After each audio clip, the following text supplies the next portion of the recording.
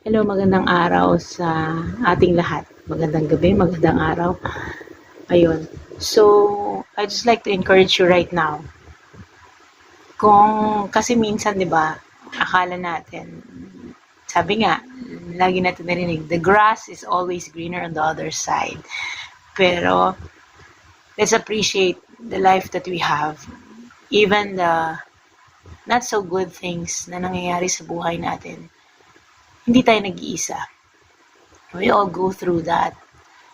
And let's thank the Lord for giving us the strength to go through life because we have the Lord. Imaginein mo, ang hirap kumilos nang walang Panginoon.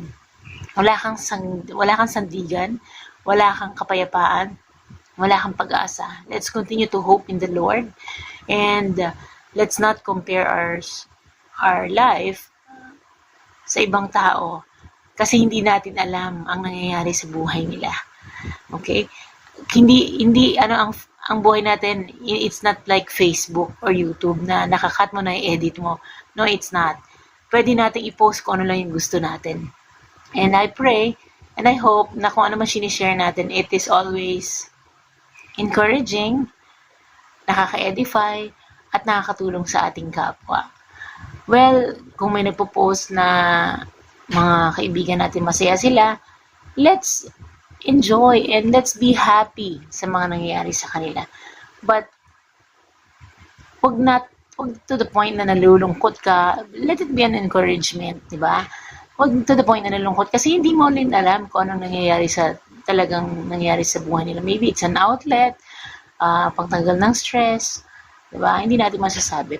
So, and itong huling mga araw na to, this past few days, I've realized the Lord is teaching me more on yung pagiging bang judgmental to the point na sabi ng Lord na yes, if someone is doing something wrong at malapit siya sa'yo at kilala mo siya, sabihin mo yung sin niya, di ba?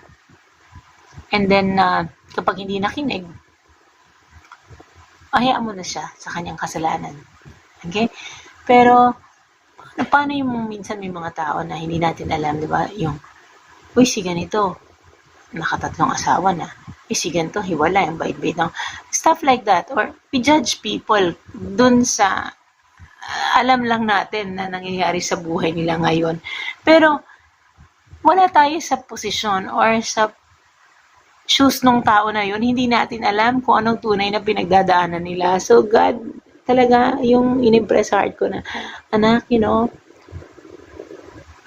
pagiging open-minded, it's not na tinotolerate natin yung sin, but to be open-minded sa mga tao na sabi natin nalilihis ang landas o iba ang pananaw sa buhay o iba yung ginagawa kaysa sa atin. Iba sila, iba tayo. Pero kahit kailan hindi tayo pwedeng humusga. Sabi nga sa Biblia, di ba? Kung sino walang kasalanan, siya ang pumukol ng unang bato. At walang pumukol dahil lahat tayo makasalanan. Ang gagawin lang natin, panalangin natin ang tao, unawain natin kung saan sila nanggagaling. Pero hindi tayo laging nakakaunawa. Kaya salamat sa Panginoon dahil siya lang ang tunay na umuunawa sa atin. At nakakaunawa sa lahat ng pagkukulang natin, sa lahat ng pagkakamali natin. We serve a very patient, faithful, and loving God. At salamat nga pala sa inyong oras. Medyo sa mga panahong ito, ang struggle namin sa condition ng aking husband ay hindi maganda. Hindi ko na muna video kasi na-demonetize nga ako sa YouTube. Hindi ko alam if it's because of that. Kasi nga Tagalog prayers tayo. Pero nilagay ko nga doon na dahil nga I want to walk the talk at saka makita nyo na hindi rin perfect ang aking life but God is there all the time, di ba?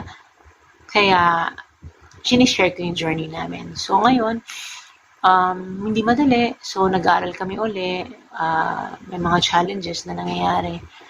Pero sa lahat ng yan, straight lang ang mata natin kay Lord. Sa mga pagsubok natin sa buhay natin, wala tayong ibang aasahan. Si Lord lang. Minsan hindi mo na nga makontrol yung sarili mo, hindi mo maintindihan, di ba? Pero si Lord, naintindihan tayo sa lahat ng oras. No need to explain or anything.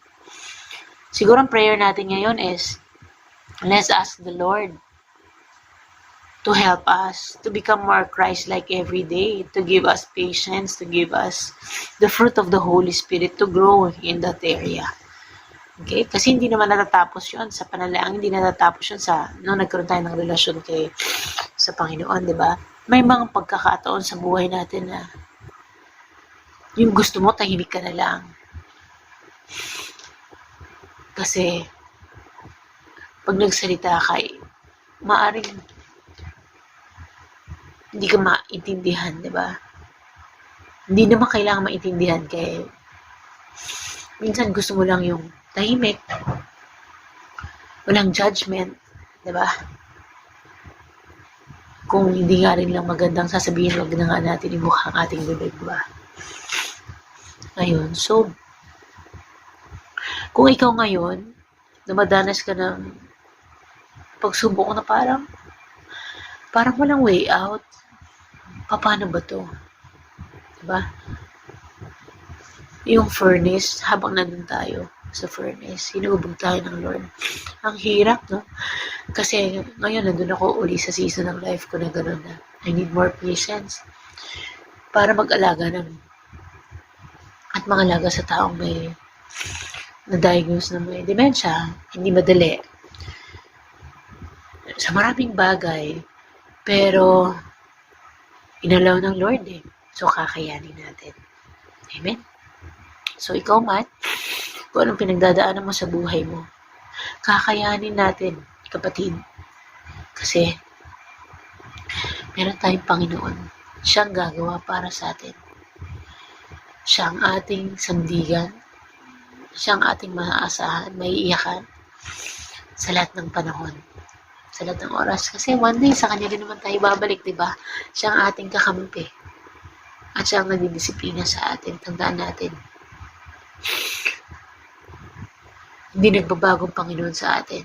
Kahit na anumang pagkakasala natin,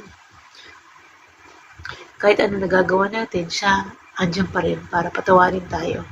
Basta tunay na nagsisisi tayo at nagbabalik loob sa Kanya. Amen? God bless you, sister and brother, mga lolo at lola, mga kapatid, mga anak, pamangkin. I love you all with the love of the Lord. And kung meron tayo ngayon, enjoy natin yung hinaharap. Kung may pagsubok man, kaya natin yan. Lilipad tayong parang agila. Hindi tayo mapapagod. Dahil kalakasan natin si Lord. Yes, God bless us all. I love you.